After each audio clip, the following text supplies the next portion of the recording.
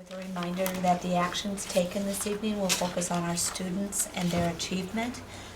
With that, under item B on the agenda, we have a public hearing. I have in my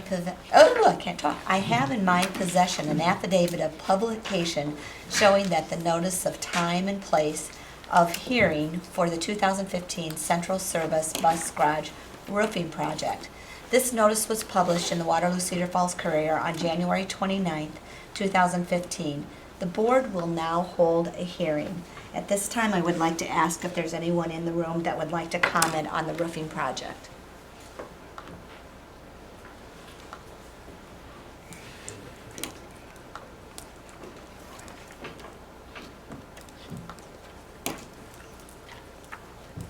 Hearing none, I will close this hearing. And moving on now to the consent agenda, item C on the consent agenda. Do I have a motion to approve the consent agenda? So moved. Do I have a second? Okay, any discussion? Hearing none, all in favor signify by saying aye. Aye. Opposed, same sign. Motion carried. Thank you. Moving on to public comment. I have not been contacted. Nope, neither have I. All right, thank you. Moving on to the Secretary's financial report. Doug? Thank you. If you would like to open up your file for the financial report for the month of January 2015, you will see in the for revenue for the month, the district and the general fund and management fund combined $3,572,250 in round numbers, with expenditures of $5,119,216. But out of that $5 million number, $1,136,000 approximately was tuition that flows through the district that goes to River Hill School. So that's why that number is a little bit larger than normal for the month. We ended the balance at the end of January was $11,794,725. And you can see as you scroll down through the report, you can see the cash flow, how that's been running. It's tracking pretty much as per our original estimates as far as a cash balance on a monthly report. We'll go to the schoolhouse fund. Revenue in the statewide 1 cent sales tax is $518,913. But out of that, the district this year was fortunate enough to receive a second reconciliation payment. That's a little out of the normal, but the Department of Revenue miscalculated some reconciliation payments back in October, and so Cedar Falls picked up another $159,037. So that's included in that total for the month. And you'll see our expenses out $42,000 for the Hanson project, and the $298,000 is our transfer to the sinking fund for debt service, leaving us a fund balance of $7,725,971 for the end of January. In the physical plant equipment and debt service levy, you'll see revenue of $38,053, and there you'll see the transfer in into the debt service fund of the $298,076, with expenditures of $139,240, with a fund balance of $4,019,367 in round numbers. And then the last sheet, activity fund revenue of $53,208, with expenditures of $117,722, for a fund balance of $643,063, and in food service revenue of $225,322 and expenditures of $193,211 for a fund balance of $451,939. And with that, I would entertain any questions that the board might have. Any questions for Doug regarding the financial statement? If not, then we'll put the report on file for audit. Thank you, Doug. Thank you. Moving on to item F on the agenda, student communications. Oh, let's see what's going on. Let's see, this week and into next week we are finalizing kind of the stuff we're going to have at Dance Marathon. And we kind of looked at what other schools are doing, and some of the things I don't know if you've seen it, but like Iowa City West raised 60-some thousand, and it's just amazing how they can do it, and we're struggling to get 5. But one of the things, and they're looking into it next year, is they actually have a committee that solely does just that. So they fundraise all year long and then give it, which is something we are looking into. We're still working on some of the Travis Fawn stuff. We actually are holding a bake sale on Thursday. It's a short week. Thursday, and all the benefits of that go to it, and it'll be, I think we're doing pretty well getting the stuff they need. On Saturday, we had the Waverly basketball game, which usually is pretty good. It's kind of disappointing this year, but they also did Coaches versus Cancer. The sophomore leadership was kind of doing this one, and they've been, up until this, they've been collecting money at the games, and they've been really holding events and bake sales and that kind of stuff to try to get money for it, and they ended up collecting $1,200 for cancer research, which is really, they did a great job with it. Let's see, we have, for upcoming events, wrestling is kind of, all the sports are kind of winding down. It's getting to that point. On Saturday, we have, wrestling has districts at Waverly. And then next week, Wednesday through Saturday, we have state wrestling. And basketball, we have, let's see, on Tuesday, the boys are at home against City High, and the girls are at City High. And then on Friday, which is always a fun game, Waterloo West will be on, the boys will be away and the girls will be at home. And that's all I got. Thank you.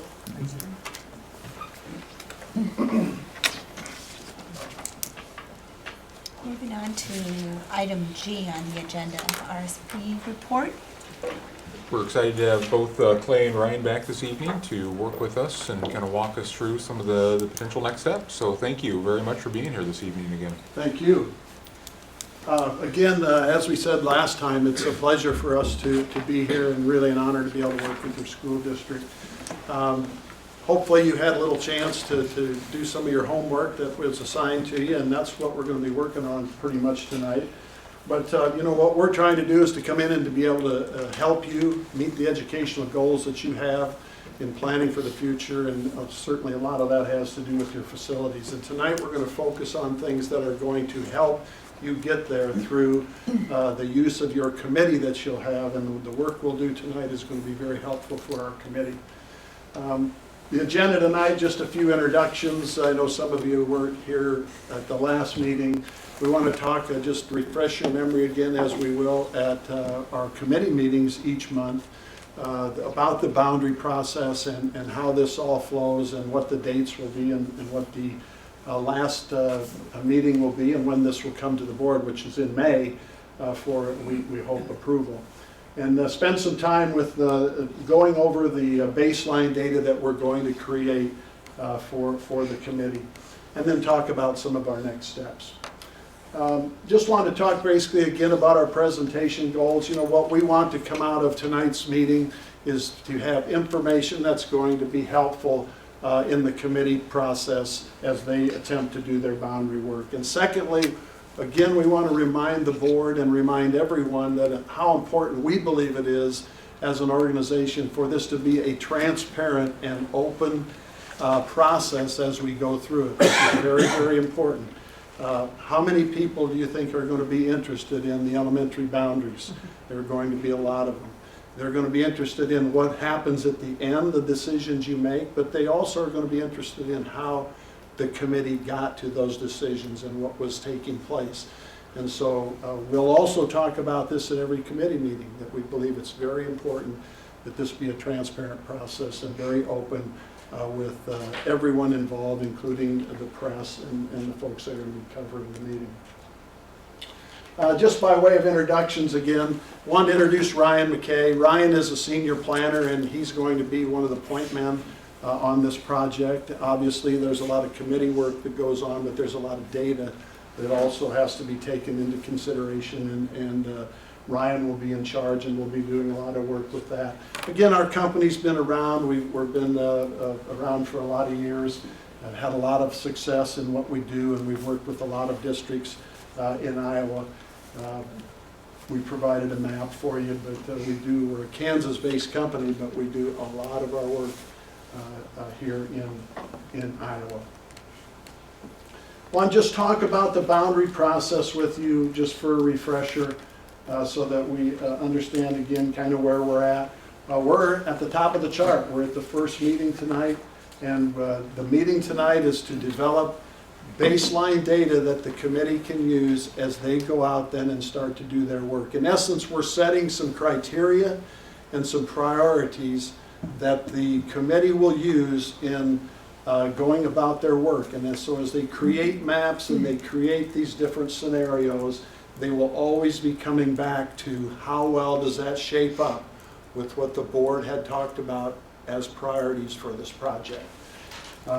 So we're at that meeting. What's going on right now, I presume there's work with the committee being named and in preparation for their first meeting on March 3rd. And also what's going on right now is that at our shop, there's an enrollment analysis that's going on, and that's going to be very critical to our work as a committee. And I think that will be completed. It will be completed prior to March 3rd. To March 3rd. So. And then we have a series of meetings that will take place. We'll actually have 5 committee meetings. After the 4th meeting, we'll have a public forum where we're going to take the work of the committee that we have and share that with the public. And then that will steer this committee as they look at coming back to their 5th meeting and then eventually having a recommendation for the board. So we have 2 board meetings, the 5 committee meetings, and 1 public forum. We want to start the meeting off, and we want to talk tonight about the committee baseline data. You had some information that was sent to you, and I'm going to turn it over to Ryan and let him take you through those various criteria that you probably had some discussion about and that you've been looking at. Thank you, Clay. As Clay mentioned, my name is Ryan McKay, one of the planners with RSP, and my task before you this evening is to walk you through the different criteria that go into making some of these boundary decisions. And my task this evening is relatively easy for a couple of reasons. One, the criteria are rather straightforward. You'll find that it doesn't take a lot of reasoning to understand what goes into some of these boundary decisions. But 2, after our meeting with you a couple weeks ago, just to kind of introduce the boundary process with you, we sent you those criteria to consider and read through individually. And my understanding is you even got together on Friday and talked a little bit more about some of the thoughts that you had concerning those individual criteria. So tonight we're going to go through these really quickly. Actually, this overall process probably isn't going to take much more than 20 minutes this evening, unless there's a lot of discussion that needs to take place. But my guess is that we're going to get through at least the criteria portion rather quickly. And then we'll have some around the table discussion as needed to solidify more of this criteria. But with that said, if you have any questions as we work through these, we're going to take some time to discuss those, because before we move forward, we want to make sure we're all on the same page. We all have an understanding of what's being discussed. In a sense, you are serving tonight as a steering committee for that larger boundary committee that's being formulated right now. So you are helping them focus their attention on what is truly important in this boundary decision. So think of your task tonight in that fashion. So it's going to pop up. These are going to look very familiar to you. And I'm not going to read through them all right here, because we're going to touch on all 10 of these individually, but quickly. But these are all the ones that were sent to you about a week and a half ago, and that you likely have been discussing over the last several days. And we'll start with the contiguous attendance areas. Again, rather straightforward here. You have one scenario where all of these attendance areas are really nice and orderly, neat, cohesive, and then you have the non-contiguous, the not contiguous, where you see an island over here for this planning area that's been divided. This is one of the criteria we can consider. It doesn't always work out that way. There have been instances where we have to separate the criteria just to make those enrollment numbers work. But that's going to be up to you to tell us and the larger committee whether or not this is a priority for you.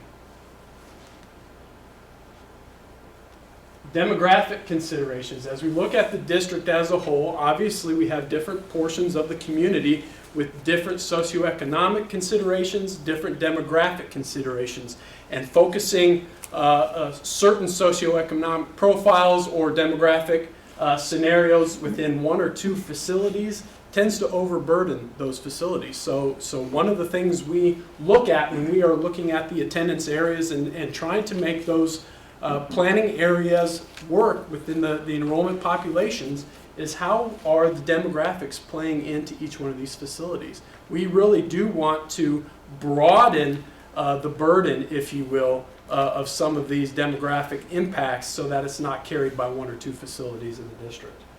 But again, it's going to be up to you to tell us how important that is to the district. Duration of boundaries. Okay, obviously we don't want to be back here next year doing this over again. Or even 2, maybe even 3 years from now. Again, maybe you do. but this is one of the important criteria, and this tends to be a pretty popular one when we're going through a boundary process. Let's look at the long term here. Let's look 5, maybe even 10 years out and see if we can plan for those future enrollments so that we're not back at the table going through this kind of public process again 1 or 2 years down the road. The feeder system. It's really advantageous for the students if they come up through the school district as one cohesive group. You probably remember being in school and transitioning from elementary to junior high to high school with your core group. That is important. Throughout this boundary process, that is going to be something that you probably are going to sense over and over and over again, is we want to minimize the amount of impact, the amount of change that we can for the number of students that we have. So if we can keep those intact as we are moving up through the different levels, then that is certainly one of the criteria that we're going to hold as important. So that's one to consider. Complete feeder as you work your way through elementary, junior high, and high school. Fiscal consideration. How important are capital costs to this boundary process? I know one of the big items on the table at this point is the bond referendum. So I'm guessing this one's probably not going to be too high on your list because we know that our facilities are over capacity. A great percentage, probably 80% of our facilities are at over capacity. So that's going to have to be addressed somehow. But this is certainly one of them, and so is the operational cost. If you come back and tell me we are absolutely not hiring any more teachers as part of this boundary, then that's going to be at the top of our list, and we're going to have to work around that somehow. And then keeping neighborhoods intact. In a way, it kind of goes back to the feeder system, but more importantly, on the very micro level, we want to keep these cohesive neighborhoods as one group in one school. The children that are growing up together, playing together, in sports together, in Girl Scouts and Boy Scouts together, need to be attending the same schools. Now, we look for those natural demarcations, whether they be major arterial roads or highways, natural features such as rivers or streams, anything like that that can help us delineate some of these planning areas that become the larger attendance areas. But we do not want to separate neighborhoods. That's one of the criteria that we should be considering this evening. And certainly the projected enrollment and the building utilization. It's all about the capacity of the buildings, right? That's why we're having this conversation, is because many of our facilities are over capacity. So that's what we're going to be doing over the next couple of weeks as part of this enrollment report. This one is from a couple years ago. This is where you stood then. What you see in the different shading of orange is our capacity issues. And we need to find a way to address those capacity issues. To be as transparent as we possibly can here, without the bond referendum, moving one school at or over capacity to another school at or over capacity just doesn't make a lot of sense.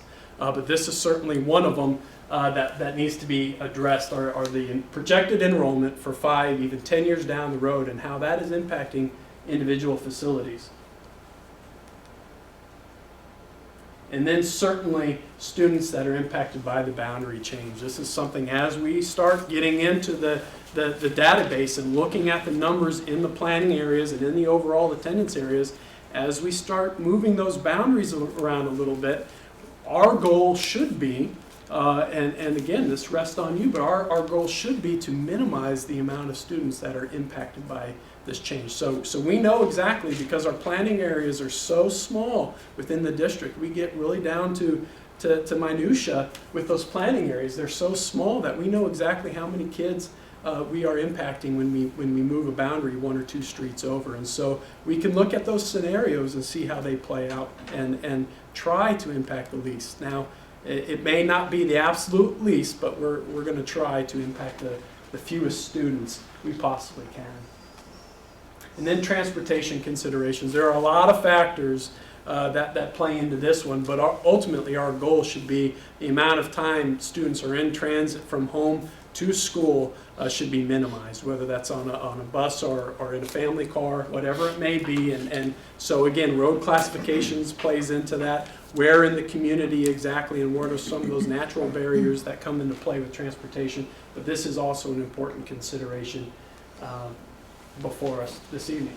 So that's just, again, a real quick run through of those criteria that you've been looking over the last several days. I'm going to hand this back over to Clay. We're actually going to, as a committee, come together and discuss this a little bit before we vote, which is the fun part. Thanks, Clay.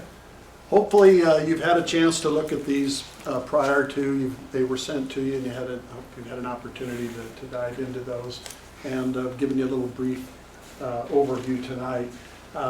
We would just open it up to begin with. Before that, I want to just say one thing is all these considerations we've talked about, they're all things that we aspire to try and do. You know, can we keep all the neighborhoods intact? I don't know. In some places we have been successful. In others, maybe not as successful because of demographics. And so all of these things, you know, they are all things that we set out to do, but you have to remember, keep in mind that there are going to be limitations and so on as we go through. But we want to know, are there any of the criteria that were covered that you would need more clarification on? Just a point of clarification, we did have the work session that we met and had the discussion, but we didn't talk individual criteria. We just talked process, large, and at a high level, just to be able to make sure that we answered questions as we walked through, and those upper level frameworks, so not individual criteria. And that's great, because that's what we'll do tonight. We'll flesh through that together, so good. So if there's no other clarification that you need for description or any clarification on those criteria, what we'd like to have you do, take just a couple minutes, talk to your partner, board member that's close to you, and just talk about what criteria do you think is most important in getting to the community in support of the new attendance areas. So maybe just have a little discussion with your elbow partner about, you know, what criteria you think is the most important to getting the community to support new attendance areas. Yeah, and the next question is going to be, what's the most important one to you? This is different. What's the most important to getting the community to buy into this process? So take 5 minutes and talk to your partner. So which is the most important to the community as you see it, as you've sat with board members, if you've heard, or with community people, what you've heard. I got all this.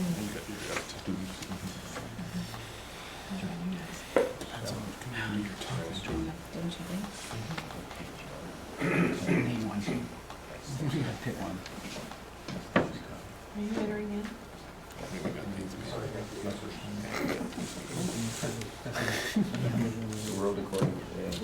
I would think from an elementary standpoint, this would probably trump. Do you think the community is doing this? The community probably thinks we're having neighborhoods. Very high one. And then I wonder about this one. Minimal disruption. The duration, he says 5 or 10 years out. I don't think you can. Instead of thinking about all the stuff, it's really increased on That's one way. I know. That's a great point I to know. bring a discussion. So I don't say that 5 or 10 years out, it's still Trying primary. to have these unhappy or the Maybe you just say one quick fix, but See, here's where we have to get 2 different reports I've consulted. If there's a new school, I think there are a lot of people who wouldn't like if their kid went to a new school. good point. you think, Dan?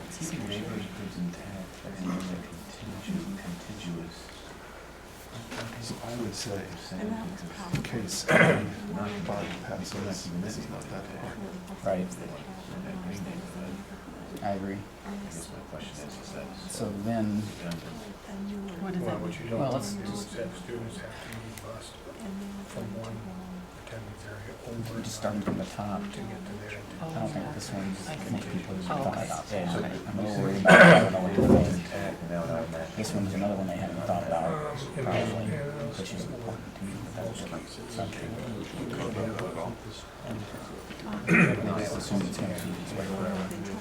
Okay, we've kind of got some good discussion going. We have some thoughts that are coming out. Let's just come back and just have some general thoughts from the group. Well, one thing we thought about, at the end of this whole process, there's going to be 2 plans based on 2 cases. And Dave and I were noticing that our answer to this question depends on which case we're in. Bond or not. Right.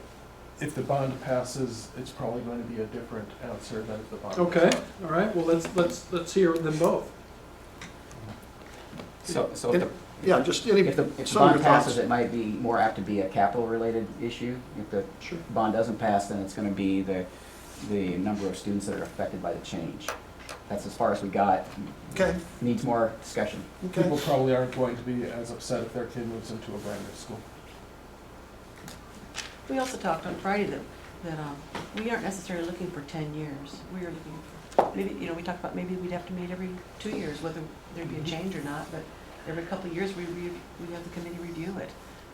We may come back with a no recommendation, no change. So duration, in other words, is not a primary. Well, of course duration is, but I don't know that, I think we decided, talked about neighborhoods remaining intact is pretty high Okay. priority. 10 years would be a 10 years is a long way. I'm not sure we've had any 10-year. Yeah, We'll look at enrollment that far, right, but right. obviously capacity changes right, greatly in 10 Right. years, so absolutely. okay. As we make these decisions too, we want to make sure that we focus on, like I say at the very beginning of every board meeting, on our students and their achievement. That we are a high-performing district. We want to continue to focus on that when we make these decisions too. So even though it's not necessarily on here, that should Mhm. be our priority as we make those changes. In fact, that's a guiding principle of all of the criteria, Okay. no matter which ones we go with. Okay. They all have to aim towards maintaining that world-class education system. Meeting your goals and your mission and your Absolutely. vision Good. academically for the district. Thank you. Top of page 2.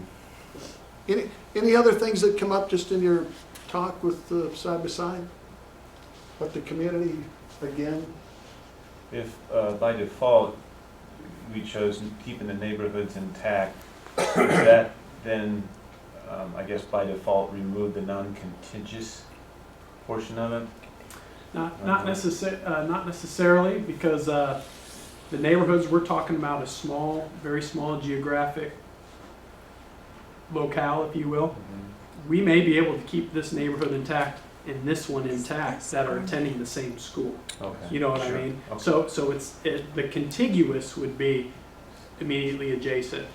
Okay, that makes sense. and refraining from trying to split neighborhoods, that have to go 2 different directions in one development, things like that. Is there a difference between minimizing the number of unhappy people versus maximizing the number of happy people? Minimal change, that's all I can say, is minimal change is, the least number, and I think I heard that around the table, is the least number of students impacted. So you're saying it's the same thing? Yeah, it's basically the I don't know same you thing. can separate those, yeah. I'm sorry, Dave, I didn't hear your question. Well, you can talk about trying to reduce the number of unhappy or minimize that, Uh-huh. or in other scenarios, you try to maximize the happiness. So, but basically we're saying there, Well, let's put it this way, you're not gonna hear from the ones that are happy. For the most part, the feedback you're gonna get are those that are upset because things are changing. Very rarely are you gonna get much support, even though they're out there. Even, and the honest fact of the matter is the ones showing up for the public forums are probably going to be mostly the ones that are negatively impacted. That's just the nature of it. So it's hard to assess that. You'll know the ones that are unhappy. I think the fewer kids that you can move, Absolutely. the better off you are. That's just the way it works, most cases. Okay, let's move forward then. We need to get, do all the board members have a clicker? Should be 6 of them out there. If not, we've got plenty. Okay? Not a voting. You want me to run? Yeah, let me. Okay, so let's just start off with an easy question here. Polling is open, don't answer it yet. You understand each of the boundary criteria, yes or no? Yes or no, go ahead and poll. When you're done, put your card down. Am I pushing 1A? One is for yes, and 2 is for no.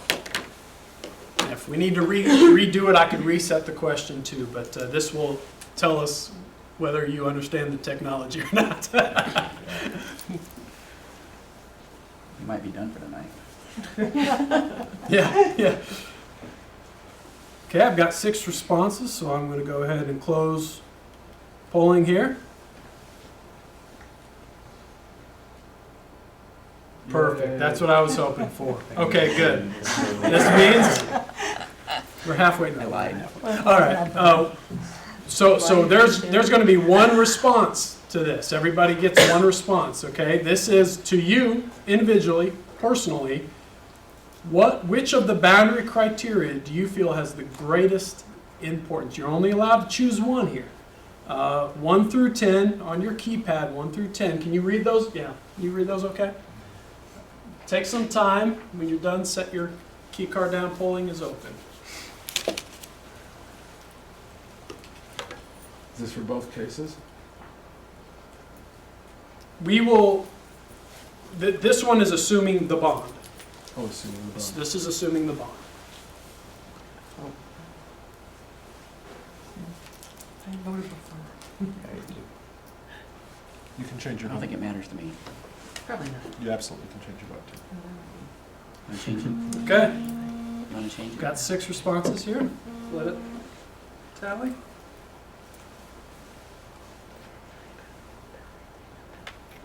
Okay. With a third of the votes, projected enrollment and building utilization. That's actually one we see quite often. The capacity issues, right? That's what's going to drive most of these decisions. I would tend to agree with that. So that answers that question. You can see how the rest of it leveled out here, but that answers what we were wanting to know on that one. This next question is going to be 2 and 8 are similar. No? no. 2 is demographically how the population is characterized, socioeconomic status, Okay. some of those factors that Okay. come into play with different populations in the community and how we balance that. 8 is strictly by number of students. So that's how we answer most popular number 8, projected enrollment. Now this next question here, don't answer it yet as it pops up, but we're going to do it 3 times on this question. So I'm going to ask you to vote once, set it down. Then I'm going to say, okay, pick them back up, let's vote again. So this is the top 3. All right, so starting with 1, what is your preferred, most important criteria, your number 1? Go ahead and pick up your clicker and vote. Okay, just one time, hit one button. And then when you're done, set it down, Again, this is assuming the bond? assuming the bond. Mhm.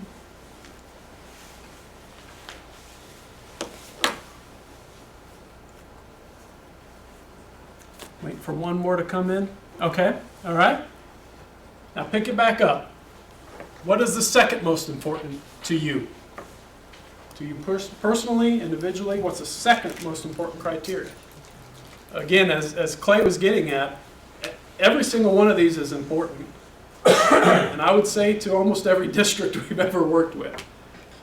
But obviously, some of them play against each other, don't they? So what are the most important? This is the second one. I've got 6 responses, okay? Clickers down, pick them back up, and we're going to do it one more time.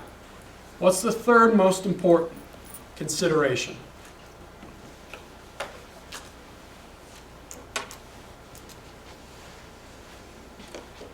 All right.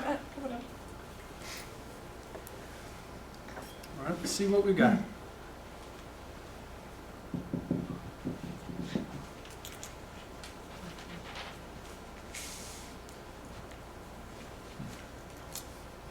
There we go. I've been waiting for a second. Number 8, okay, that's what I was looking for. Number 8 is still the most popular, followed closely by the students and number of students that are impacted by the change. Okay, so that's number 2. Most important is the projected enrollment, trying to hit that capacity or under, followed by the students impacted, minimal amount of students impacted by the change. And then, interesting, number 7, keeping the neighborhoods intact. So that's important to you. It's keeping those cohesive neighborhood groups intact. Good. Good. Clay, I would say make sure we get demographic as well as operational cost too. We'll just note it. And I will say this, but The number 1 is number 8. Yep. Number 2 is number 9 number 9, and number 3 is is 7. number 7. Okay? 8, 9, 7. So projected, want to make sure we talk with the committee that looking at enrollments of our buildings and making sure that we utilize our buildings to the best fashion that we can. Secondly, looking at the number of students that are impacted in the boundary change. And third, keeping neighborhoods intact. Those are the top 3. We just make one comment about neighborhoods. We'll have discussion as a committee because we could ask this board members, what does a neighborhood mean to you? And what you'll find is that a neighborhood means a lot of different things to a lot of different people. So when we come together as a committee, we'll have some discussion about what we believe is a neighborhood school. It might be based upon what it looks like now in your district, but that's an important factor that we'll look at. Good. So there's some good criteria. Certainly, those first 3 are things that will be a major part as we work with the committee. And that's assuming that the bond passes. Yeah. Now, what we could do here is we could go through those couple of questions one more time. And do you want to do that, assuming bond doesn't move forward? Let me just back up here.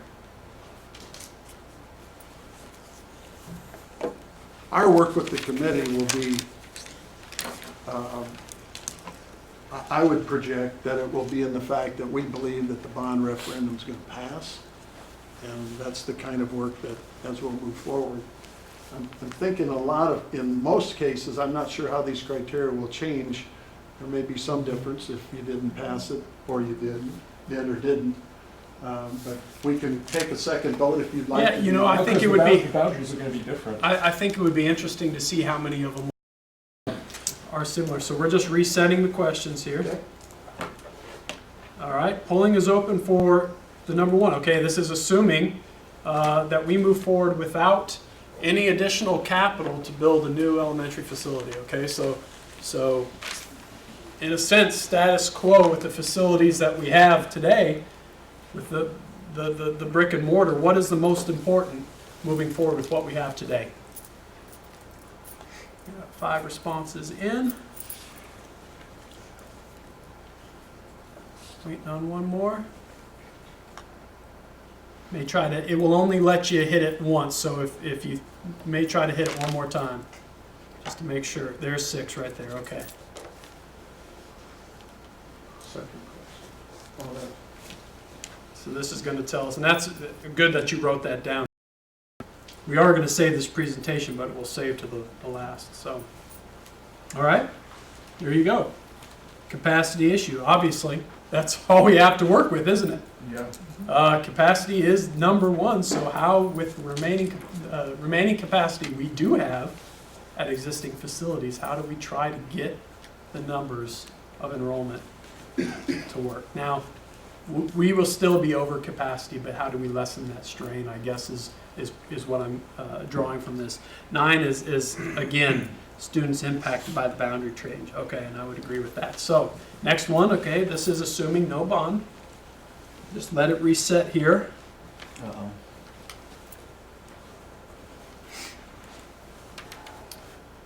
Take just a moment.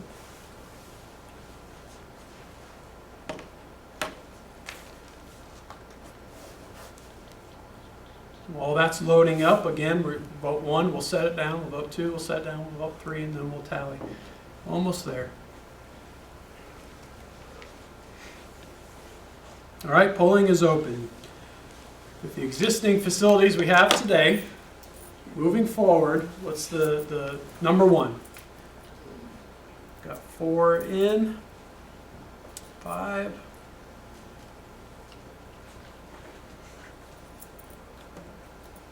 Still waiting on one more. Someone must have a sticky button.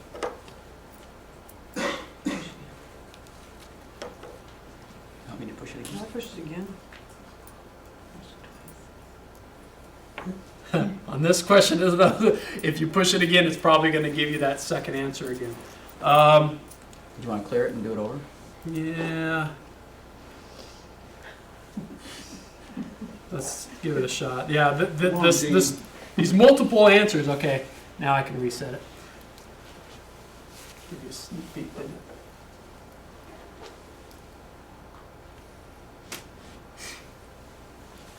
Just make sure you hit that button. Really, not yet. But when you hit that, just make sure you're assertive. All right, polling is open. Go ahead and hit your first response. First response again, or the second? Yeah, First first Starting response. over. First one again. Yeah, we didn't do For that. no, Yeah. for not passing. This is it based on. upon if your referendum was not successful, or we had no additional elementary. Well, sir, vote this next time. We're not going to reset it. Vote how you would on the first, because it's going to still tally it. So, all right, we've got 6 in. Pick them back up. With the exception of the gentleman on the end, vote for your second choice.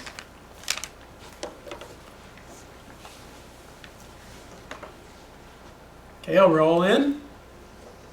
Okay. Pick them back up and do it a third time. We'll see what, interested to see how this one comes out.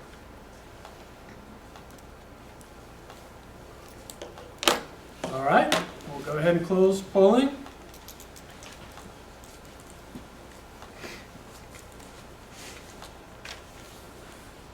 All right, there we go. Capacity.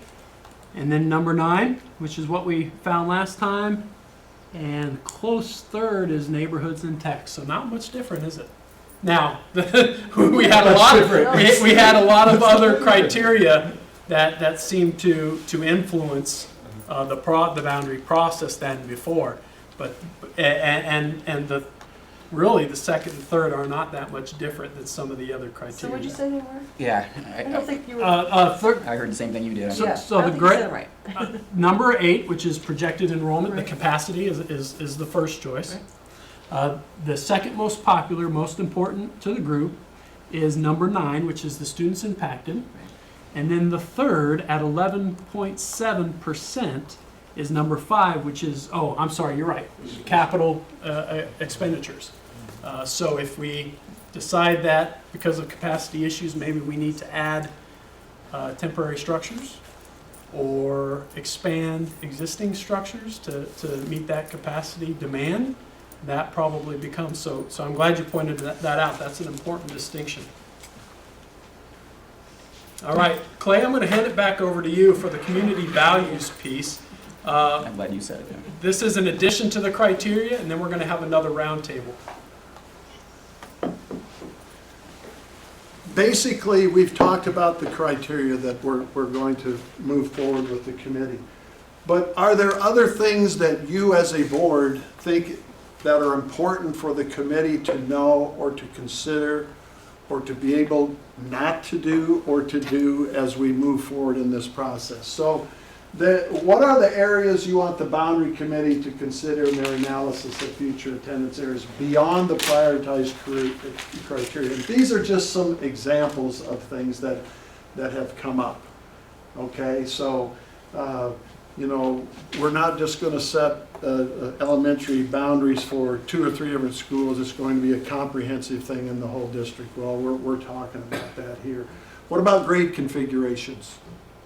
You know, there'll be, the committees, about every committee we've ever worked with will talk about, well, I wonder if the board's thought about if they made this a 7-8 or a 6-9 or whatever, you know, look at how these numbers would be different. Well, it's important that the committee knows that that's not going to be discussed because the board has already made a decision on what your grade configurations are. If we don't give the committee, the broader committee, parameters, then they will take up these issues. So what to the board are the sacred cows?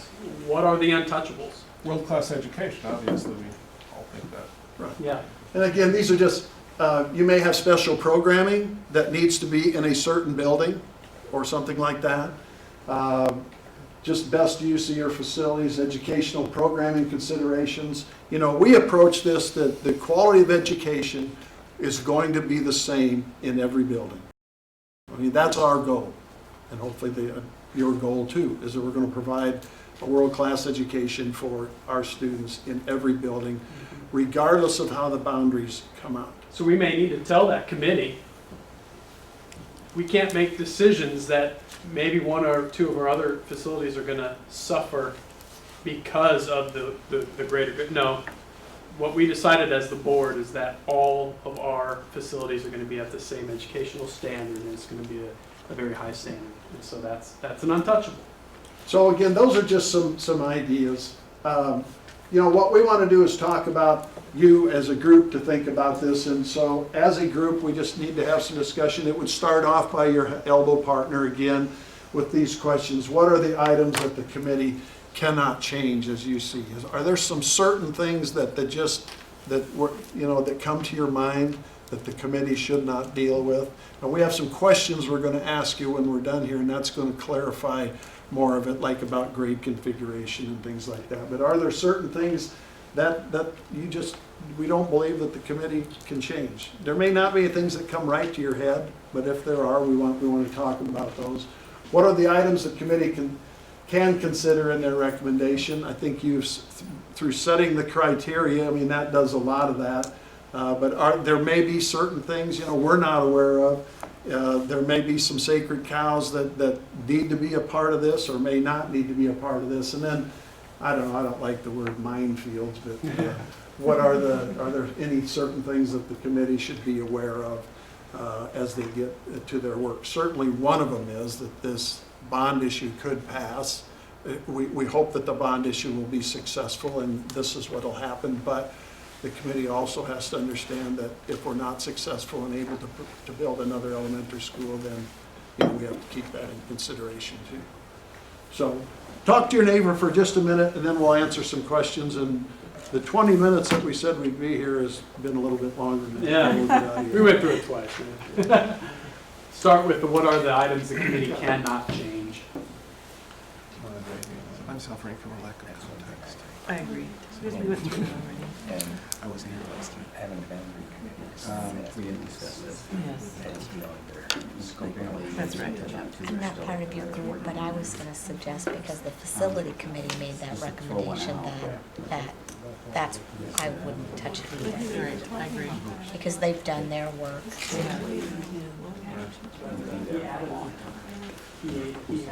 And they, I mean, I say it has to be equitable programming. Yeah. Why, I don't know why they would decide not to. Capacity problems. What do you think the minefields are? Minefields? He didn't He didn't pass? say no. No, The pass, not history. pass, the history. Yes. Okay, You need to be aware of that, because many may not know that on the committee. that- true, absolutely. Okay, let's talk, what are some things that just, as you see it, that maybe have come to your mind that the committee really needs to know about, that would be helpful for them to know as they move forward with their work?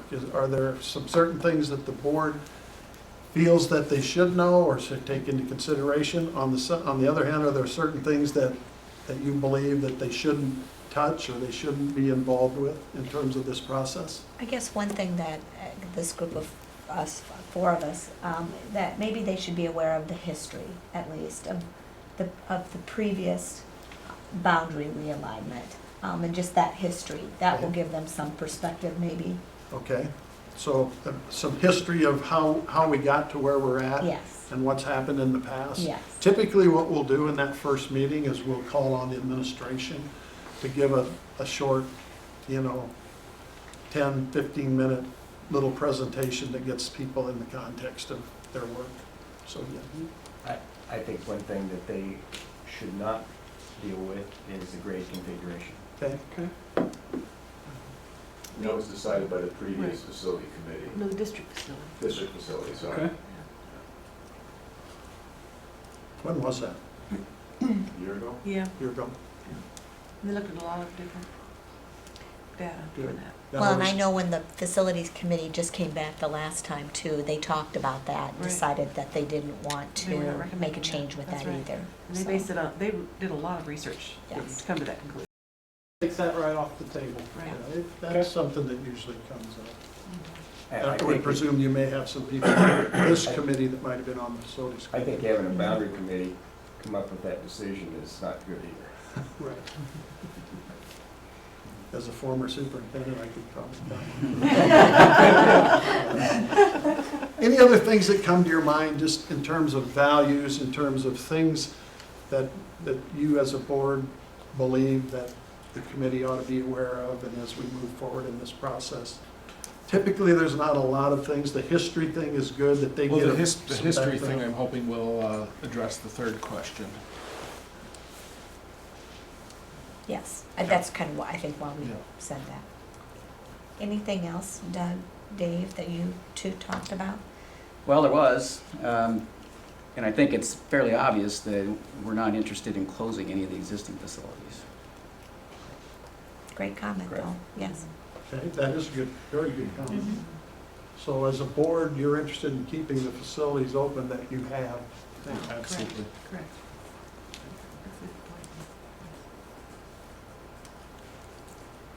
Any other things that came out from your table conversations? This is not a minefield, but the history, we've had non-contiguous community before. And it worked pretty well after the first probably day or two of it, but it worked. And Well, that's one of them, when I kind of say that these things are all, we want to aspire to all these criteria, but there are situations where that happens. then when we realigned and made them contiguous, they were some of the more vocal. Yeah. We're doing it, we're involved in a district right now, and that was one of the things that they wanted to remove, this island that they have. But as we've gotten to the final piece of it, it works pretty good with that piece there, so. You did a very good job when you handed us our homework of making it seem like each criterion was really vital and we'd be saying not to include it, which makes it hard to make these decisions. You've done a good job on sorting through that. Okay. So is everything else Well, I up have for? I have a question. Yes. When we talk about equitable program, or even same programming in all schools, we don't necessarily have that now. Is that not necessarily, like preschool at each one, or ELL at each one, is that a correct? is that We do something have that's- EOL at each one We do now, right, yeah, right. But preschools, we do not. Right, so that's not necessarily something that we want either. Is every building has exactly the same programming, each elementary? I think the hope would be, as we went through that whole facility process, was to be able to have preschools in each of our elementary Okay. buildings, to have neighborhood preschools, and we Okay. don't have that right now. Okay, So I think that is something certainly to look towards in the future, but a lot of that's gonna be based on 7th Elementary, because that is not feasible or possible Right. with 6 buildings. I guess just wonder then what the- your thinking was on that. So what I'm hearing Susan say, we don't want that to be a part of the conversation then? You want that driven by By the the board. district? But, right, I would think that would be up to You know, the secondary and Where elementary ELL director and is so and on. where- Other than preschool, a lot of our Yes. programs are the same. Now, some of our schools don't qualify for Title I reading, but we have put reading teachers in those other schools. Okay. For So, equity so what you're saying is special programming, Well, that was just one of the criteria you Sure. had written down, and I just wanted to know what they were thinking. Basically, what we talk about there is that there's equitable resources that are provided Okay. to each building based upon the programs that they have. Okay. Certainly, if you have a title school, they're going to receive funding for that as Right. another school wouldn't. So what Okay. we say is equitable Okay. funding for those programs. Yeah, there may be something different in many cases. but the decision of where that special programming happens, I'm hearing is Yes. within the guise of the board Yes. and not the Yes. larger committee. Yes, Yeah. yes, Yes. yes, absolutely. Administration. Okay. And we do our best to provide that equitably in the neighborhood Right, schools. right. So, Thanks. Okay, we're going to ask you a series of questions that's kind of going to clarify some of these value things, and then we'll closing comments and be gone. Again, I think I know the answer to this, but the grade configuration, let's wait until polling opens. All right, polling's now open. Should it remain K6, 7, 9, 10 through 12? 1 is yes and 2 is no.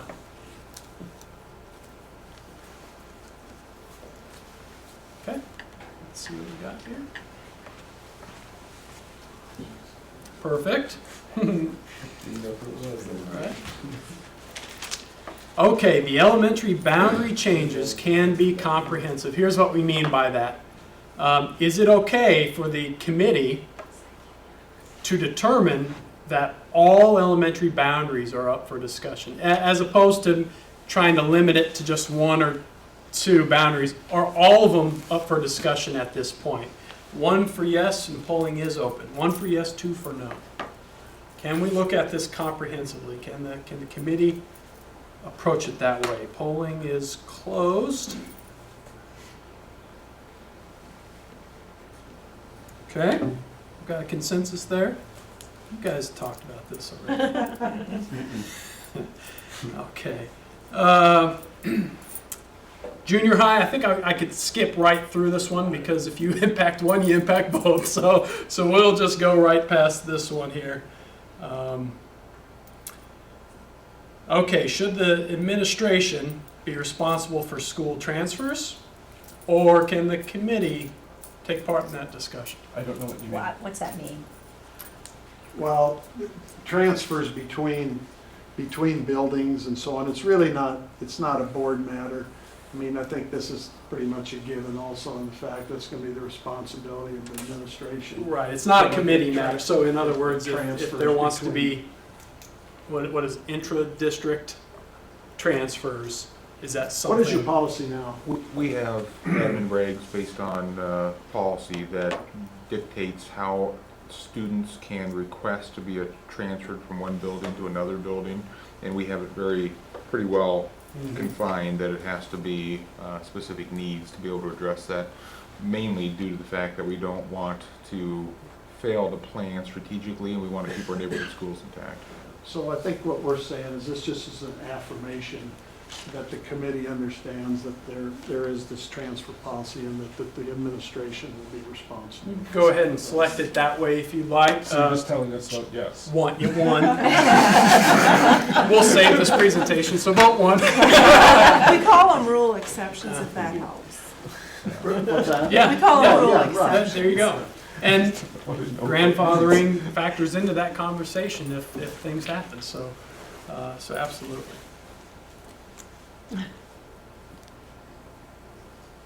You guys listened very well. We already addressed this one too. Do you want us to vote on it? So vote 1 yes, because we're going to save this. We're going to save I'm gonna this. abstain, yeah. It's important to go over what the committee Yep. really understands is. Okay, I understand why they're voting.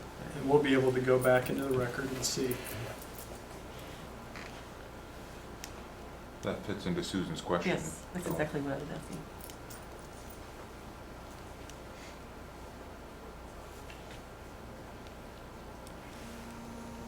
Okay.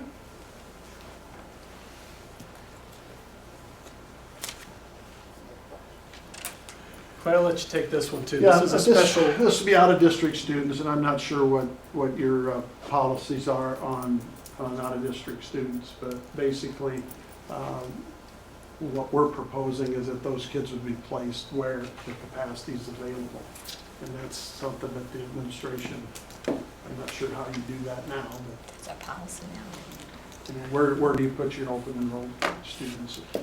So if that's a policy and you don't see that policy changing, then this one would also be one. Yes. Okay.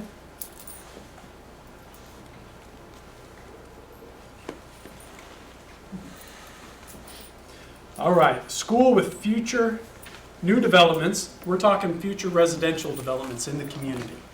A school with future new developments can operate initially at less than 75% capacity, allowing space for growth. So let's assume, in this case, the bond is passed and new facilities are constructed, maybe a new elementary facility.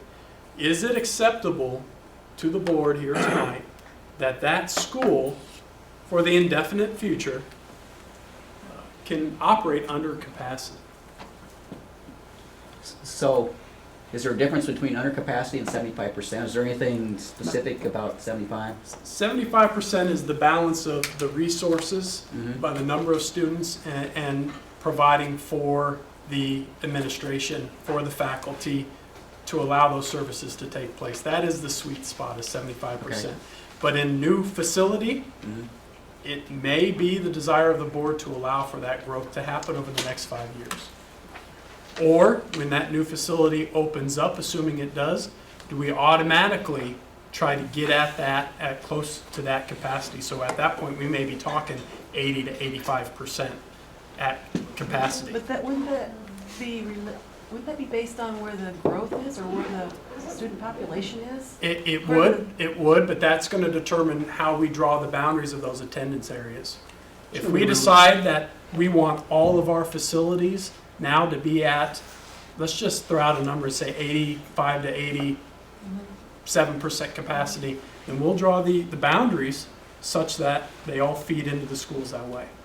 So Or do we want to provide for the future residential expansion, largely to the west and southwest So of the even though community? projected growth would be for there. It would We be. would have to probably in 2 years redistrict. You would be back having this conversation earlier than I see in what the you're other saying. I see what you're case. saying. Well, hang on a second. It seems to me that it would possibly extend the duration if we allowed for that growth, rather than balancing all the buildings.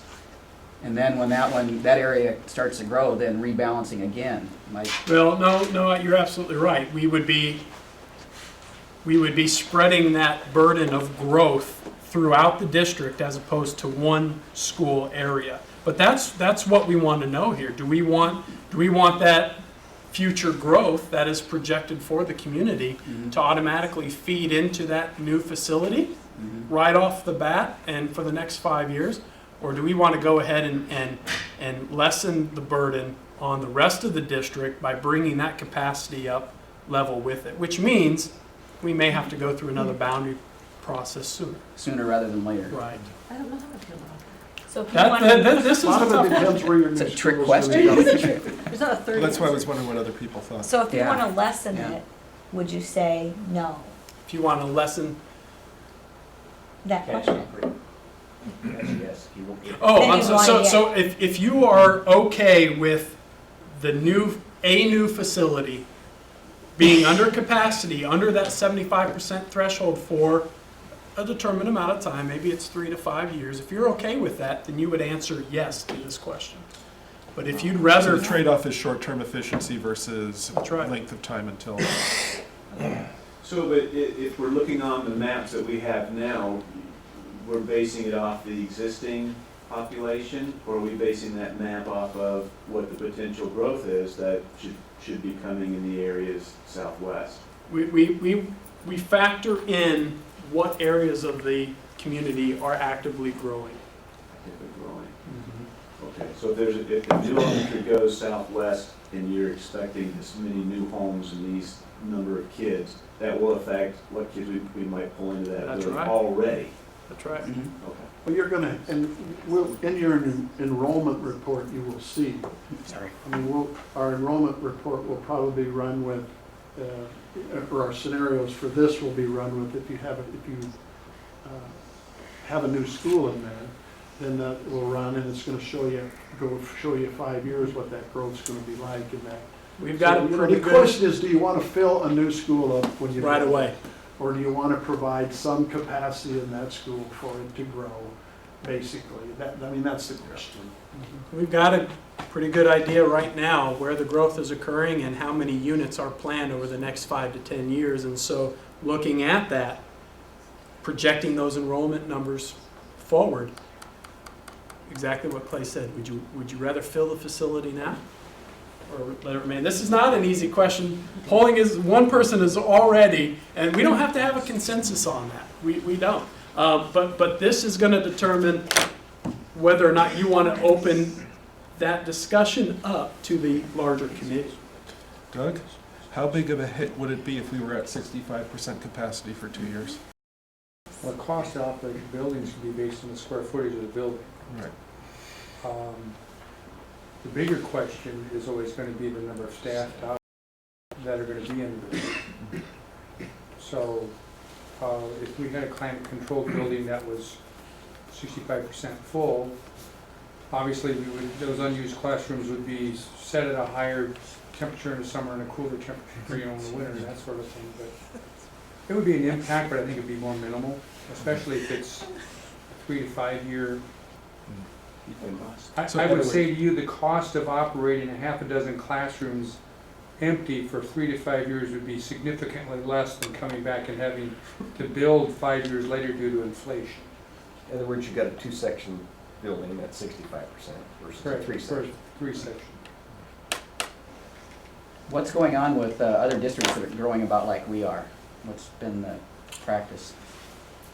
Well, I think with new facility coming online, basically for the most cases, those facilities are built in areas where there's growth. Mm-hmm.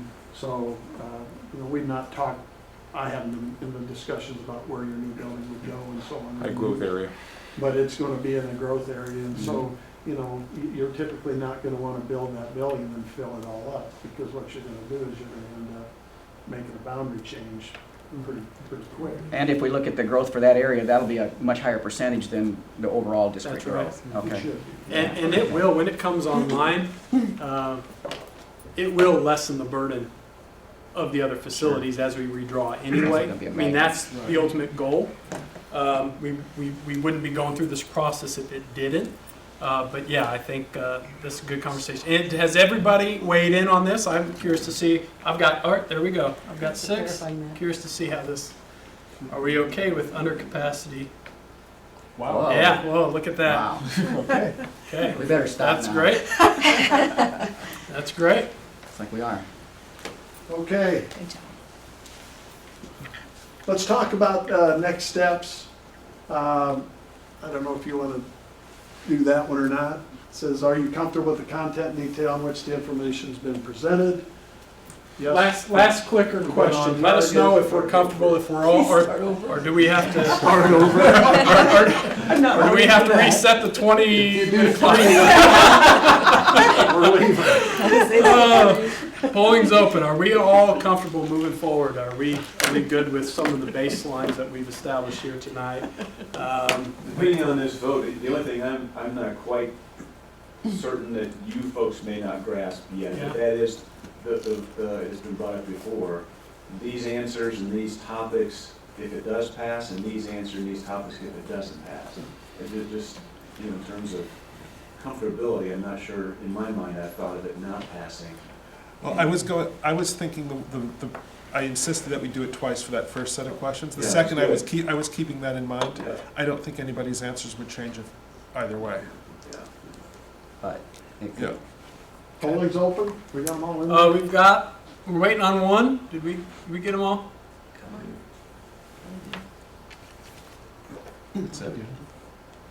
I'll do it again. Go ahead and close it. I think this will tell us, this will be telling. How many votes do you have? 5. Go ahead. And Susan voted Do you twice, have we to have just five. click once? Click where? What? What? That, no. That's not like- Give it a second. Okay. So good. So we're on target. Oh, we had a couple of jokes. Okay, let's talk about next steps. Thank you for your participation, and the work that you're doing tonight is really foundational for our committee. The committee will meet at their first meeting on, I think that's a Tuesday night that we've picked, and that's March 3rd. Communication, again, we think it's important in talking with the communications department that we make sure that we're transparent and we're getting the things out. We want to inform our community about what's going on in this process. And, you know, our overall goal, again, in all the things that we do as a company and in working with the school districts is to come in and to, you know, take the information that we have and allow you to make better decisions on providing a world-class education for your kids. So with that, we appreciate your time. If there are any last questions, we'd answer them. Other than that, we'll be ready to go on March 3rd. Thank you very much. Thank you very much. Thank you. Thank you. We don't get to keep those? Yeah, we better Bet we don't. pick those up. Thank you. Just unplug it, right? Yes. Awesome, thank you. Nice job.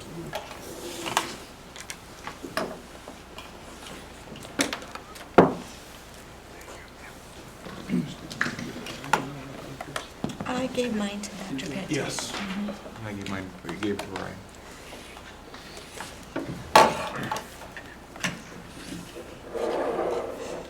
Doug, are you getting yours? Okay. Moving on now to the, you mean wait. To the district financial health report. Item H on the agenda, and there's a PowerPoint in your board packet. I missed that. Okay, now for the boring part of the evening. And I'm sorry that I really have a tough act to follow, and I don't have any interactive things to talk about or to play with or anything, but this is our annual review of our financial report for the district. As for those of you that were at the school board meeting last time, we had our audit report presented to us, and the board graciously approved that. And so now what we're going to try and do tonight is take that audit report and turn it into some day-to-day reality of what's going on with the school district. And one of the things that we've always used in the past, and we've used this as our benchmark, are the Iowa Association of School Board key financial indicators. And you can see these are the 5 indicators that the district uses and most school districts across the state use in determining the financial health of their school district. And a little bit of information about the black bound colors. Just remember, if it's green, that means we're moving in the right direction. That's a positive thing. If it's yellow, then we're decreasing or declining slightly. And if we're orange, because red doesn't show up very well on a PowerPoint, it means that we're having some issues that we really need to address. First graph, or first point we'll look at tonight is our enrollment. And of course, in Iowa, we're a state where student population drives your funding. And you can see by the various colors on there that our enrollment is growing. We dipped just a skosh, I think it was 3 students for last school year, or for this school year, excuse me, but for next school year on the far right, you'll see our enrollment. We're back up with our enrollment over this current year. And we've had about a 12% average increase in enrollment over the past 8 years, so that's bode real positively for the district as far as the resources for education of students. And Doug, when you look at that, it looks to me like open enrollment has stayed pretty constant. Open enrollment has been very constant for us. Okay. It's been pretty much steady as it goes for that. Okay. It hasn't varied more than 10 kids, I don't believe, in the last 4 years. Okay. So it's really sort of leveled off. And open enrollment out, which is not necessarily shown on this graph, increasing a little bit. So that's sort of rolled into our certified enrollment. Okay. Thank you. And then for 2012, that absorbs Price Lab. Right, this is the Yeah. big jump right here is when these were the 2 years when Price Lab School was a part of our funding formula, but Price Lab School was still operating. And then this is the year where Price Lab was absorbed into the district, or the majority of the students were absorbed into the district. This bar graph here represents our general fund and instructional support fund, and you can see from a cash perspective, again, truly on a cash perspective, our fund balance jumped to about $2 million in cash, and then our total cash and then the actual fund balance, what you have after you allow for your payables and things that you owe at the end of June 30th, increased about $1.7 million. So from a cash perspective, our general fund grew in a very positive direction.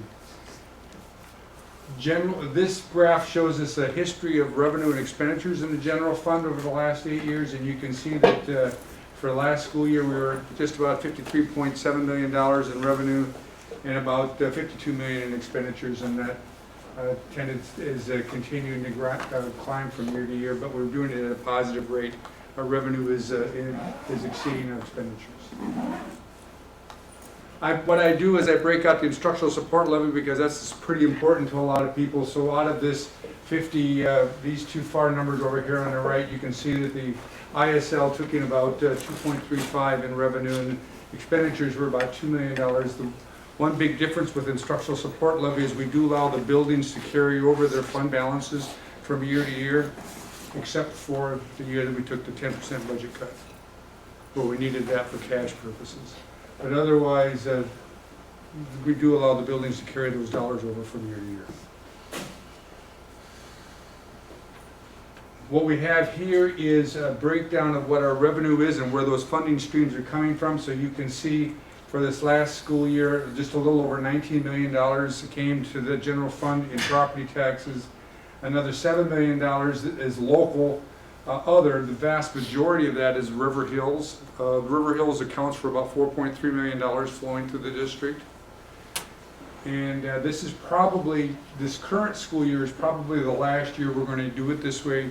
We're having some pretty serious discussions about taking the River Hills program and putting it in its own separate fund, completely outside of the general fund, and that's a recommendation from the Department of Education.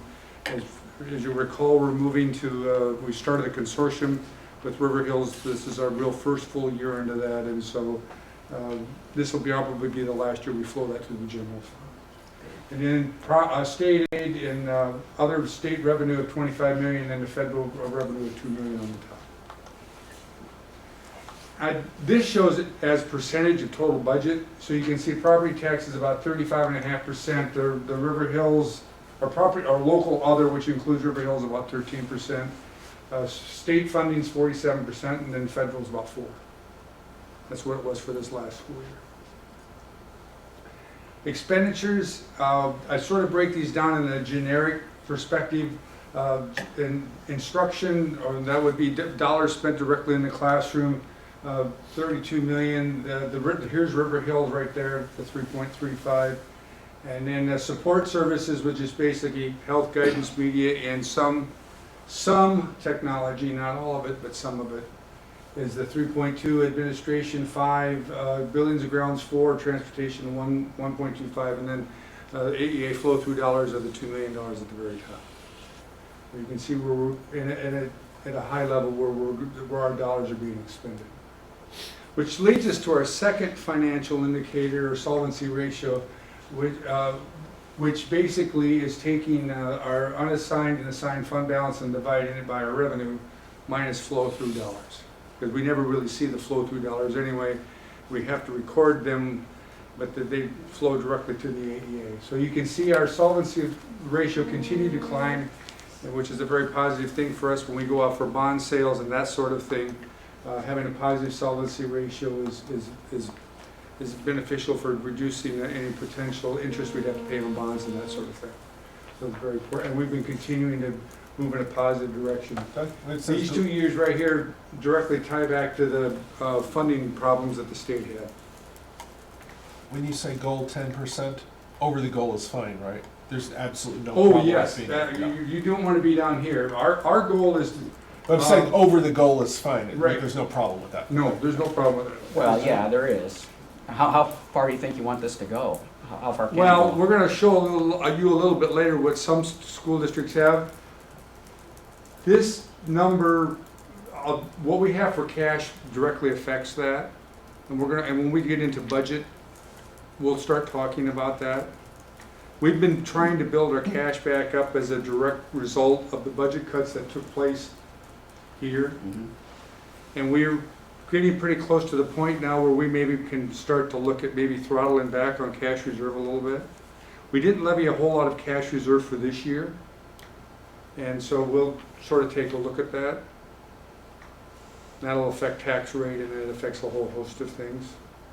But that's a nice number to have, but I would tell you, when in the whole scheme of things, when you look at other school districts across the state, we're not extravagant by any stretch of the imagination with that number.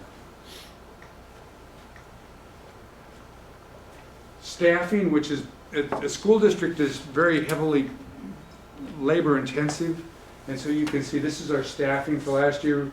We had 383.3 FTE teachers, and you can see the paras was 89, custodial staff, transportation, and on up the line. You can see we're all the different FTE for the different groups of employees that we have in the district.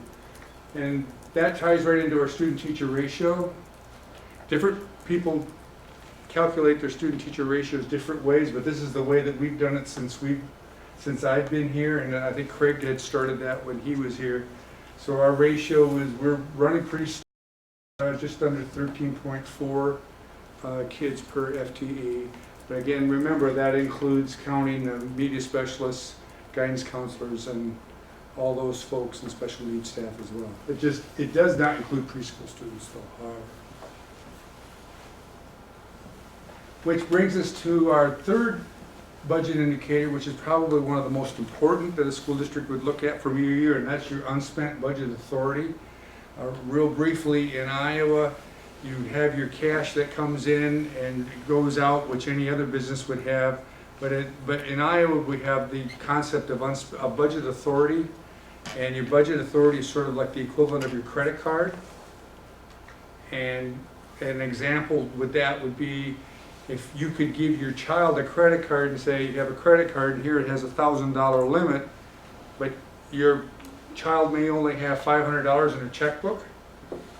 They can spend that $1,000 if they want to, but they don't have the cash to cover it. And that's sort of the same concept that we have in Iowa with spending authority.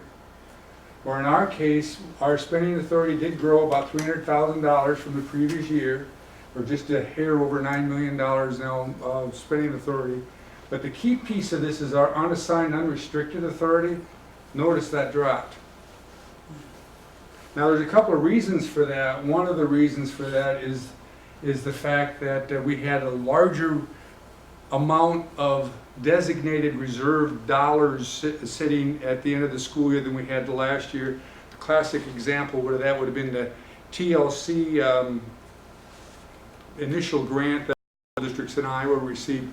We didn't spend any of that because we obviously did not even apply for the TLC grant last year, so we're holding that.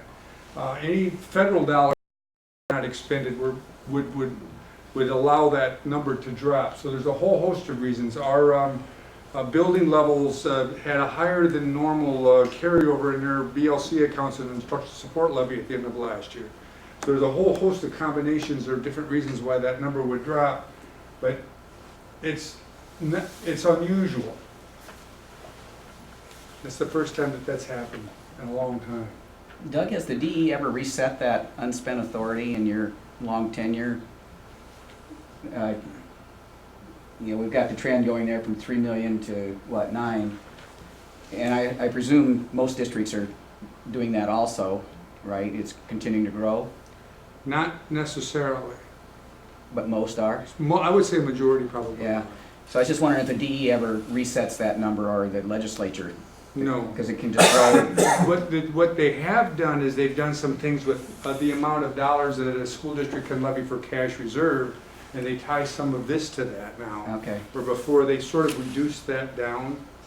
So they have sort of tried to address it in some other methods. okay, I see, thanks. So this ties right back into this. Now this is basically an offshoot of this graph. It just does it in percentage. So you can see here as a percentage of total expenditures, we dipped just a hair with our unspent authority for this last year. Here's the drop. It's a pretty significant drop. And so that's got to do a little bit more with just fund balances that we're carrying over. So that's something that we're going to want to continue to keep our eyes on. And when we do have a goal of 10% undesignated, unreserved, and we're well above that, and that's not necessarily all bad. And when we get a little bit later, you'll see some other statewide data that I have, some dashboard indicators that will show you where we're at in comparison to some of these other school districts. And what this does is it shows it as a percentage, and this makes a lot of sense because we had only a $300,000 carryover this last year. As a percentage of total expenditures, it would be very, very small. So that's slipping a little bit. Not necessarily a bad thing, it's just another way of looking at it. So we've always talked about unspent authority, and we've always talked about the special education negative balance impact on all of that. Well, we didn't have a negative special ed balance last year, which was the first time since I've been in this school district we had it. Maybe that's an indication of how good I am doing budget, I don't know. But we always had tracked, this is what our unspent balance was, and this is what it would have been if we hadn't had a deficit in special ed. Well, you can see those tied out. So that really kind of becomes a viewpoint for this. Net fund balance, what this shows us is the percentage of the district's ability to pay its finance or fund its unspent budget authority. And at one time, before the budget crunch in around 2009, 2010, we had more cash on hand than we had budget authority. That's not the case today. We're running at about 75, 77%.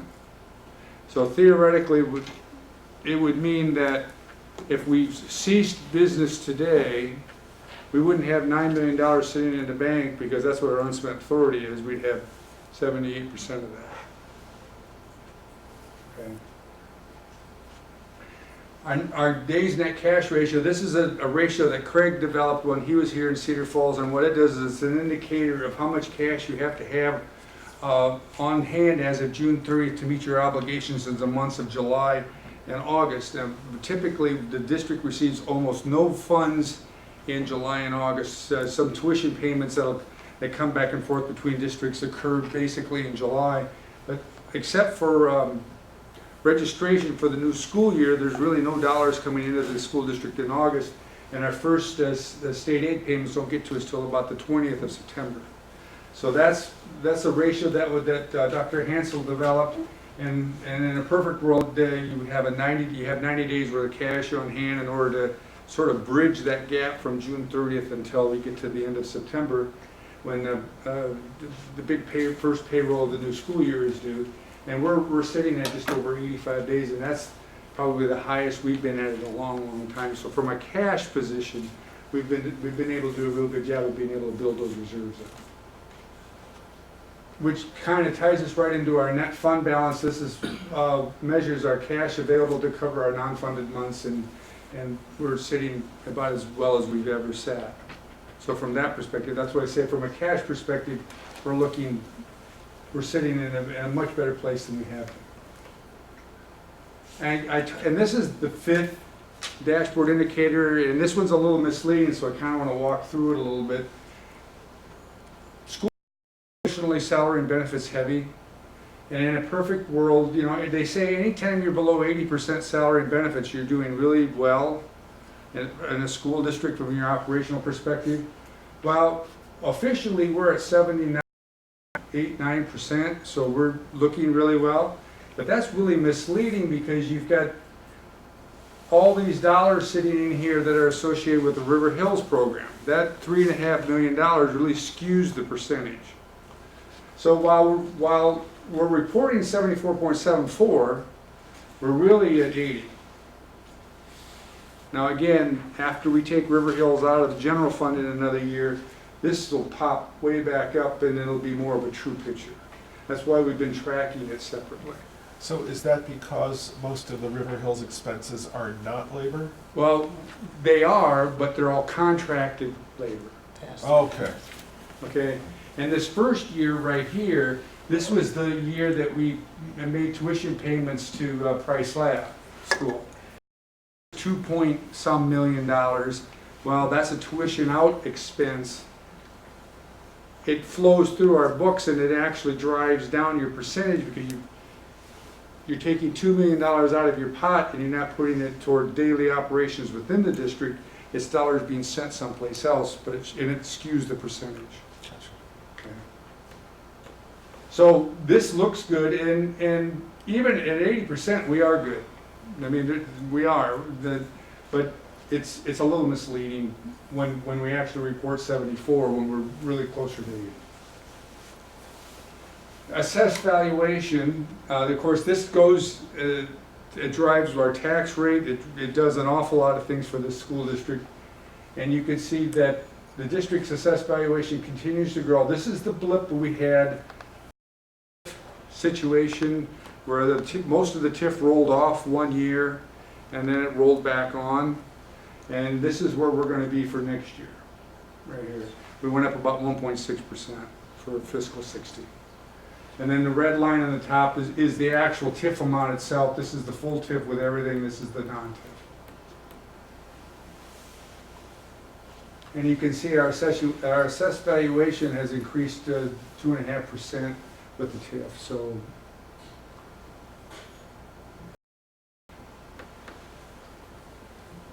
what I'm trying to show here is we always talk about it when we do budget presentation here in another month or so. We'll talk about our combined district costs, which is the percentage of state aid and property taxes that makes that amount we receive per student. Well, for this current school year, that changed quite a bit, and that ties directly back to this here. The TIF had a direct effect on our property tax state aid mix. The more property tax rich school district you are, the higher your property tax percentage is going to be. And that's going to change probably fairly dramatically next school year once I know what the legislature decides, once it decides it knows what it's going to do. So we don't know what funding is going to be for next year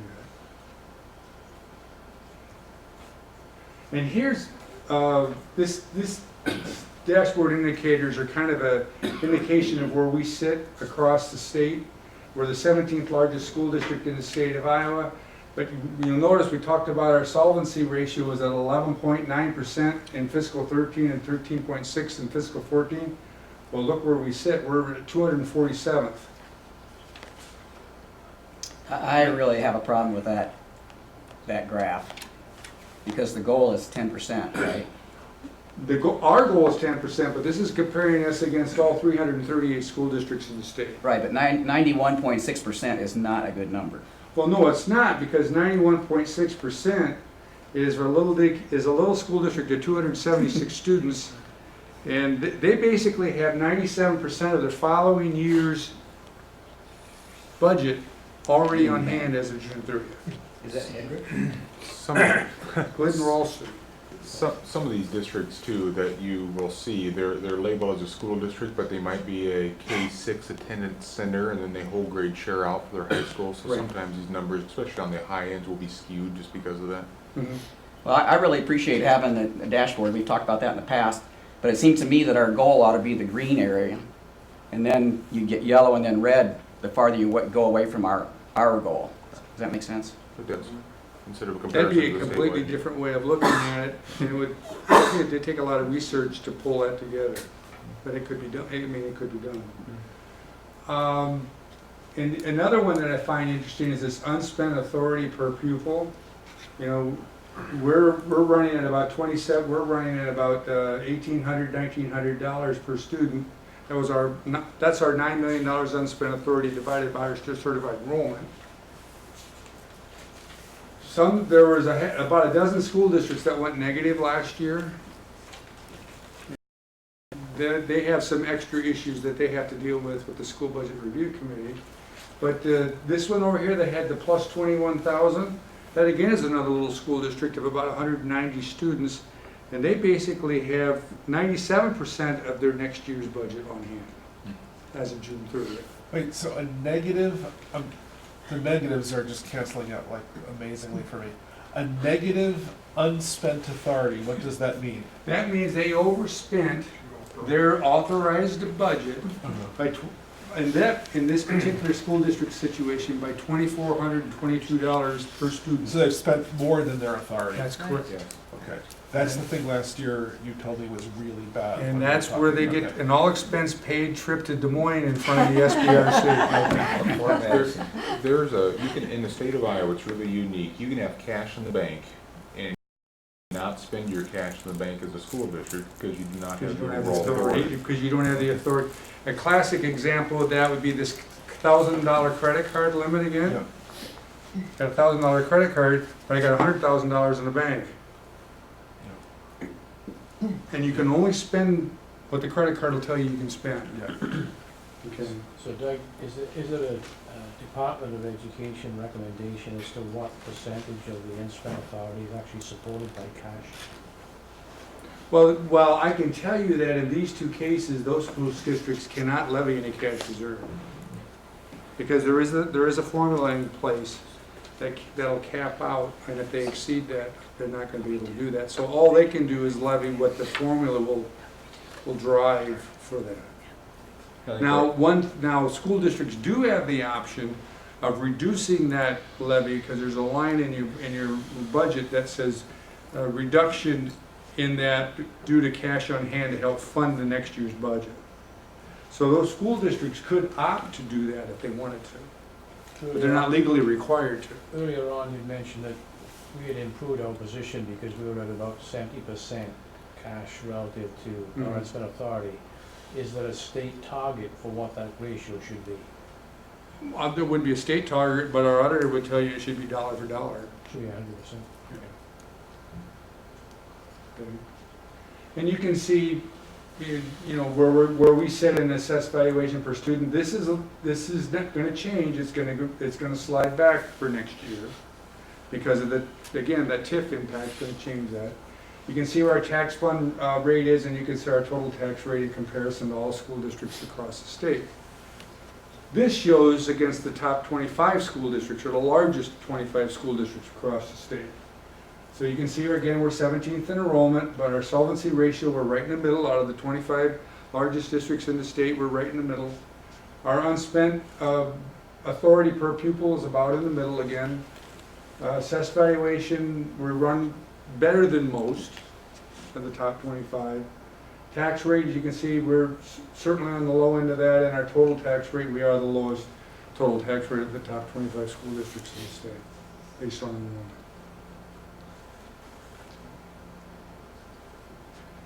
And so just to sort of go through some things from last school year, you know, we did receive 4% allowable growth for this current school year.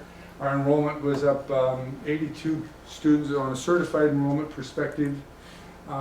Total students were up 79.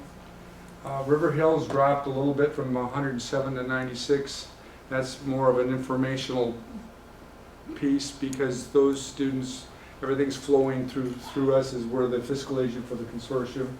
And you can see our overall enrollment has averaged, on an average of the last 5 years, it's averaged about 90 kids a year, bounce every year. We had some bigger bounces earlier in that 5-year period, but when you average it out over the 5, it's been about 90. And again, River Hills is not included in that number. This is a history of our allowable growth or supplemental state aid, and this graph is one of the reasons why I keep my hair short. Because you'll notice in the last 1, 2, 3, 4, 5, 6 years, nothing's been the same. And the state average is in blue. This represents the +2 money that we received a year ago, the dotted line. And we're, of course, this district's using all those dollars for our technology plan. And then the dark orange line, or this line, is our enrollment, and this is the net effect, because this bounce was directly related to the Price Lab School situation when the legislature rolled those students into our funding stream. If we do a quick projection into next year, and I just, when I did this, I took a leap of faith and made an assumption that the legislature and the governor would grant school districts a 2% increase in supplemental state aid for next year, just a guess. And for us, that would mean this district would receive about 3%, because we're right at about 1% over that. You can see that that's where the red line would be, and based on if all the employee groups received a 2% settlement, 3%, you can sort of see where we would land, whether we'd, where our shortfalls would be from a budget perspective. And this does not include any additional costs associated with full implementation of the Affordable Care Act. We need to print this one and take it down when we go down on Tuesday to talk to our legislators. What's the x-axis, the 5? I'm sorry? What are the 5, 4, 3, and 2%? This would be if we had if all the employee groups had agreed to a 3% settlement. Yep. We'd still be short a little over 200,000. Okay. Okay. Just to sort of give you an idea from a high level. Now, there's a lot of things that kind of roll into that, and there's a lot of unknowns at this point, but to kind of give you an idea. And then we'll just kind of run through the other funds real quick. Management fund, of course, you know, we use that for basically our liability, auto, work comp insurance, that sort of thing. Property losses, not that. If we have a situation where we have a loss, we can pay our deductible out of that, out of the management fund until the insurance takes over, that sort of thing. And you can see our fund balance has dropped down a little bit, but this is a planned drawdown, and we've talked about this for the last couple of years. We're slowly drawing that fund balance down a little bit to get it at a more appropriate level. This is the statewide 1-cent sales tax, and of course we're using this strictly for facilities. This is sort of all over the place.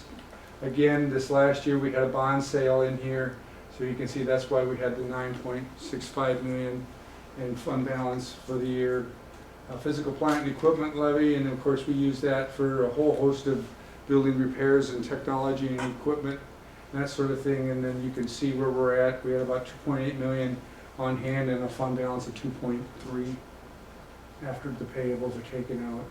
Activity fund is running overall pretty steady. It kind of goes up one year, goes down the next, that sort of thing, but it's running pretty steady. And then the nutrition fund is continuing its slow decline. And the additional requirements as set aside by the USDA has been putting some real pressure on that fund. And so, in a summary, as of June 30th, from a cash perspective in the general fund, we were up just over $2 million. Our unspent balance, or unspent budget authority, went up just over $300,000, but that's the smallest increase we've had in the last 5 years. And increases in enrollment without increases in supplemental state aid put more pressure on the general fund, and the legislature doesn't help me any when it can't make its mind up what it wants to do for budget for next year. I'm trying to build next year's budget now, and Dr. Patty can talk about that. That's another reason why I keep my hair short. I don't quite know what to do yet, but we're working on it. We'll work on something. Things we need to worry about as we go down the road. We'll talk about this at our budget hearing in a couple of months. The commercial industrial property rollback goes from 95 to 90%. So we'll have to deal with that when we work with budget. And then the new rental property valuation assessments are going to change. Those properties are going to go from 100% assessment down to, I believe, 50% assessment. We have no idea what that impact's going to be, because in a meeting we had with the city doesn't know how many homes in town will qualify for that. So that'll be an impact on our assessments. That was an add-in with the last legislative session for some compromises, and that's a state level property tax rollback for larger rental units. I think 4 families or larger. And with this being a university or college town, there'll be an impact for us. Special education is a really good news. We had a positive balance, and like I said, that hasn't happened in a long time. However, the Affordable Care Act did significantly increase our special education staff costs, and we're projecting about $372,000 in additional costs, and those are directly tied to the ACA. So most likely we'll have a special ed deficit at the end of fiscal 15 because of that. And so we will continue to monitor our budgets and funding changes in order to make decisions that will make a positive learning environment, but yet keep us financially stable. And with that, I hustled through that, I guess, about as quick as I could, but if you have any questions, I certainly would be willing to try and answer any. Why did the special ed deficit decrease? Where did that money come from? A lot of it came from, well, there's multiple factors. One was we actually had an increase in the number of kids, so that meant an increase in the amount of funding we received. And another big part of that was an increase in our Medicaid dollars that we received. Jill White and Carrie and all the ladies and all the work that they did with the filing for Medicaid. Tracy Johns also, by the way. And those efforts brought us more revenue to help offset our deficit. So it's sort of a combination of things. And we've been also very closely monitoring staffing levels. For that, Pam and Dan have worked very hard at developing a matrix that is used when it's determined whether we need additional either teacher staffing levels or para-staffing levels. And so it's been a combination of things. It's been a multi-year effort. It's not just something that happened overnight. But we did go from 1.2 million negative to positive 94,000 in 3 years. So we sort of turned the ship around. At least for 1 year, we had our head above the water. Any other questions for Doug? Great job, Doug. Thank Thank you. Thanks for all your hard work.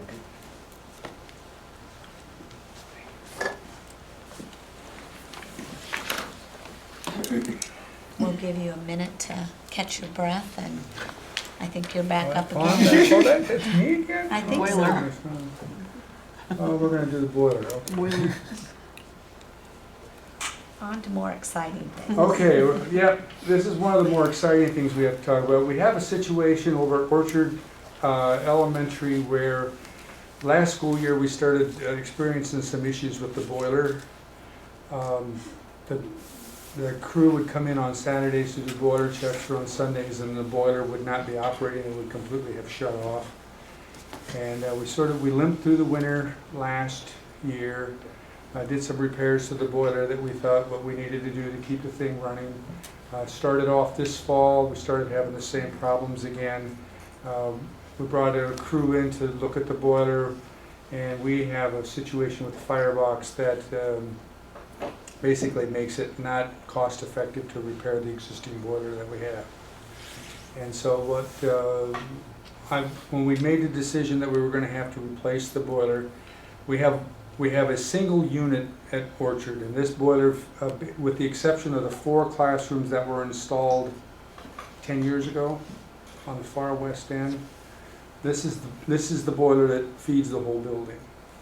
And it's a single unit. Most of our buildings have dual boilers, so in the event that if the one burner fails, the other one then kicks in automatically and takes over. And so it would be a dual boiler. The other problem that we have with Orchard is that the boiler room itself is, it's probably roughly the area that it was actually probably roughly 12 by 14. It's a very, very small boiler room.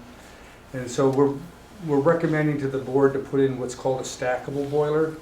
So it's a package boiler, so the main unit's on the bottom, and then a backup of the equivalent stacks right on top of it.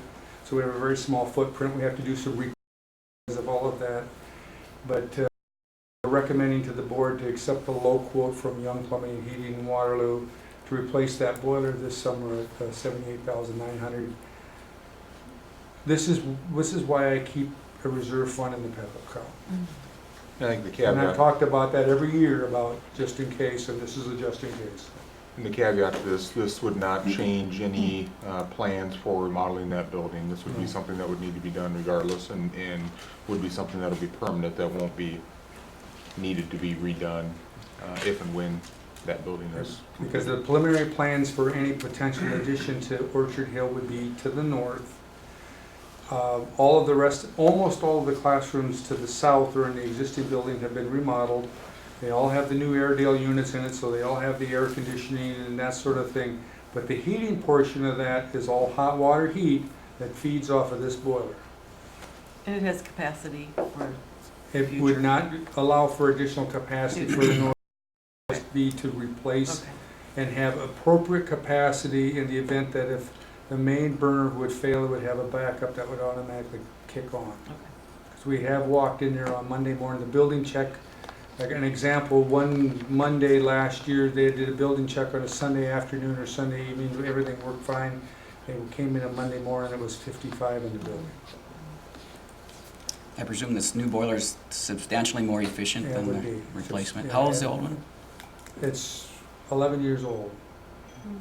And it's a firebox issue, and condensation over time got into the firebox, and the exhaust is going to be repiped to eliminate that problem or significantly reduce that problem in there as well. And the Modus Engineering from Waterloo has been heavily involved with this, and they've helped did all the design work and work with Rick on all this. So it would be our recommendation, if we have to buy a boiler, and we do, to accept the low quote from Young's to replace that boiler this summer. I move we accept the low bid for the boiler. Second. Any other questions? Thank you, Doug. All in favor signify by saying aye. Aye. Opposed, same sign. Motion carried. Thank you Thanks, Doug. very, very much. Thank you for having us in the position where we can. And then the other one that I have for you tonight is, it's that time where we need to do an RFP for our auditing services. It's been 5 years since we've done this. The last time we did this, we did the RFP that it was for 3 years with an option for a 2-year renewal. And that would be the same process that we went through this year. We asked 4 different firms to bid on auditing services. We only had one firm submit a return, and that's not unusual anymore. 5 years ago, we only had 2 firms bid. My colleagues across the state, one of the things that they talk about is the fact that it's becoming more and more difficult to get multiple firms to bid for auditing services for school districts.